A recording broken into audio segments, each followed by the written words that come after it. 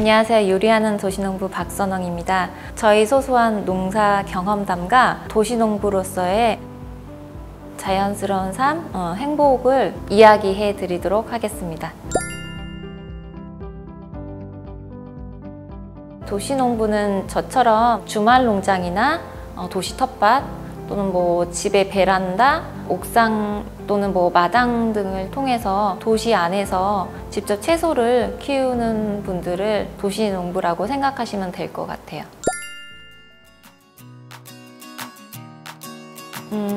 제가 원래는 식품연구원이었다가 푸드 스타일링 공부를 하고 싶어서 푸드 스타일링 공부를 시작하게 됐는데요. 그러다 보니까 일단은 요리를 맛있게 보이게 하는 게 주 목적이지만 맛있게 보이기 위해서는 그 기본 바탕인 요리를 잘해야 된다는 것을 이제 알게 됐어요. 그러면서 요리를 또 이제 더 많이 공부하고 배우게 됐고요. 그러다 보니까 이왕이면 제가 직접 키운 건강한 채소를 이용해서 요리를 하고 싶다는 생각을 갖게 됐고, 그러다가 우연한 기회에 텃밭을 가꿀 기회가 생겨서 그렇게 해서 채소를 키우게 되고 지금까지 도시농부로 살고 있습니다. 그러니까 텃밭을 시작할 때쯤에 제가 앞으로도 힘든 일이 많겠지만 그때가 가장 인생에서 좀 고민이 많고 제일 많이 힘들었던 때인 것 같아요. 근데 그때 마침 이렇게 텃밭에 나가서 채소를 키우면서 건강한 채소를 수확하는 과정을 보는 재미도 있고 수확하는 재미도 있었지만 자연 속에서 있다 보니까 좀 마음의 평화가 온다고 해야 되나? 또 평소보다 웃음도 좀 더 많아지고 이렇게 세상을 바라보는 눈이 좀 많이 따스해진 것 같아요. 도시농부가 되려면 딱 기준이 이렇다 그렇게 정해진 건 없지만요. 저 같은 경우는 우연히 이제 백화점에서 하는 고객들을 위한 작은 텃밭에서 시작을 했고요.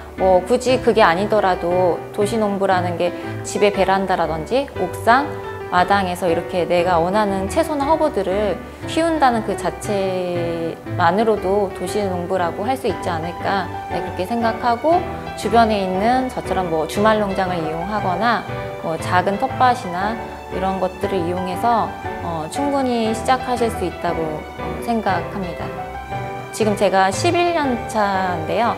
첫 때 1년은 그냥 멋모르고 그냥 이렇게 저렴한 가격에 시작할 수 있으니까 그렇게 시작을 했고, 그 다음에부터는 재미가 붙어서 그렇게 백화점에서 하는 주말 농장하고 지금 제가 하고 있는 그냥 임대하는 주말 농장을 해서 2년째 되는 때는 그렇게 두 개를 왔다 갔다 하면서 하고, 3년째부터는 지금의 주말 농장을 지금까지 쭉 이어서 한 곳을 이어서 하고 있습니다.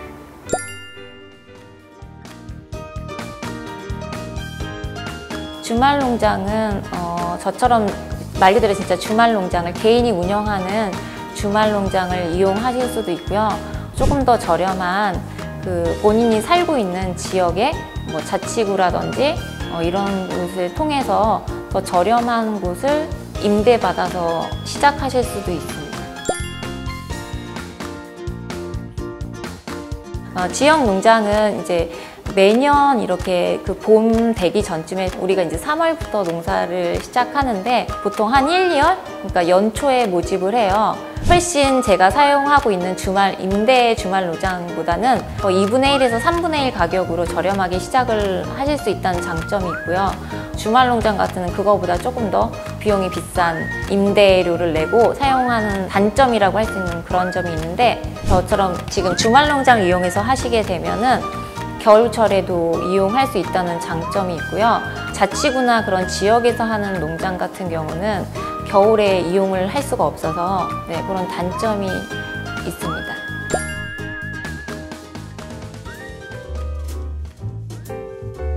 사람마다 다를 수 있는데요. 저 같은 경우는 마늘하고 양파를 되게 좀 중요시하고 좋아해서 꼭 키우고 싶었어요. 그래서 자치구에서 하는 주말 농장 이용하지 않고 좀 더 비싼 지금의 주말 농장을 이용하는 이유가 마늘과 양파를 겨울에 직접 키울 수 있다는 그런 장점 때문에 주말 농장을 이용하고 있고, 또 한 자리에서 계속 농사를 지을 수 있다는 장점이 있어서 계속 주말 농장을 이용하고 있습니다. 근데 기본적인 도구들, 뭐 홈이라든지 모종삽, 그 다음에 물 뿌리개 같은 경우는 뭐 어디든 다 기본적으로 갖춰져 있기 때문에 그것만 있어도 처음에 충분히 시작하실 수 있고요. 그 다음에 이제 나중에 내가 또 필요한 도구들이 생기실 수 있어요. 뭐 곡괭이라든지 뭐 텃밭을 갈 때 사용한 도구라든지, 그래서 그런 것들은 내가 필요에 따라서 구입을 하시면 될 것 같아요. 가장 기본적인 뭐 그런 상추, 뭐 적상추, 뭐 청상추, 그다음에 뭐 로메인 등과 같은 쌈채소들을 기본적으로 하고요.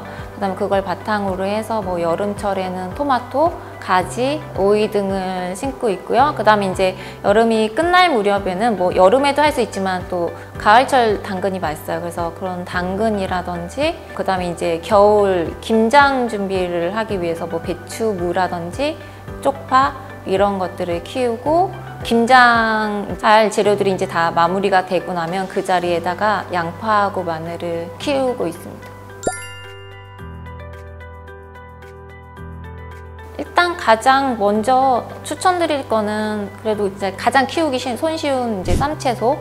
왜냐면 잘 자라서 일주일에 한두 번 정도는 수확을 하실 수 있으니까 수확하는 재미도 있고 키우는 재미도 느낄 수 있어서 쌈채소를 또 추천드리고, 또 빨리 자라는 작물 중에 하나가 뭐 열무라든지 봄에, 또는 뭐 20일무, 레디시 같은 거는 거의 진짜 20일 정도면 수확하실 수 있으니까 뭐 그런 것도 많이 추천드리고 싶어요.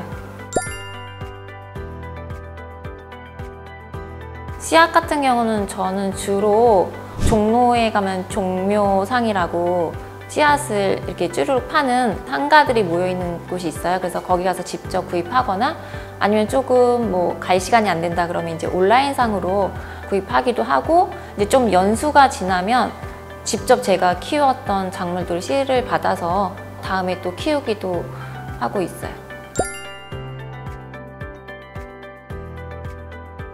직접 키우시는 게 가장 좋긴 한데요.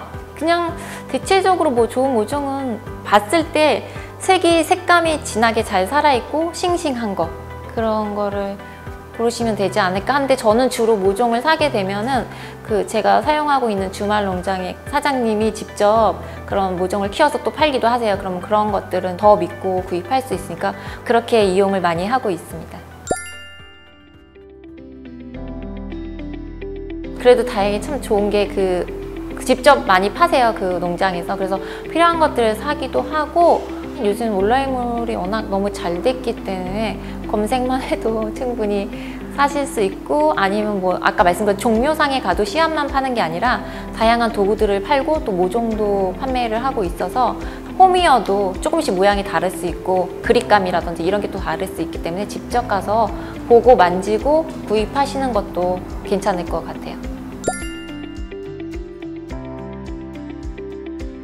주말 농장에서 사용하는 뭐 탭이나 비료는 텃밭에서 직접 주말 농장 하시는 분들이 판매도 하기도 하지만, 아까 말씀드린 종묘상 이런 데서도 다양한 종류의 탭이와 비료가 판매를 하니까 조금씩 성분이 다를 수 있거든요. 그래서 직접 가서 문의를 하고 어떤 성분이 들어간지 이런 것들을 참고해서 구입하시면 좋을 것 같고요. 저 같은 경우는 이제 비료나 탭이 이런 것들을 별로 사용하고 싶지 않아서, 대신에 많은 영향을 주는 건 아니지만 그래도 유용 미생물이 들어있어서 텃밭의 환경을 좀 좋게 만드는 EM 발효액비를 이용해서 대신 주고 있습니다.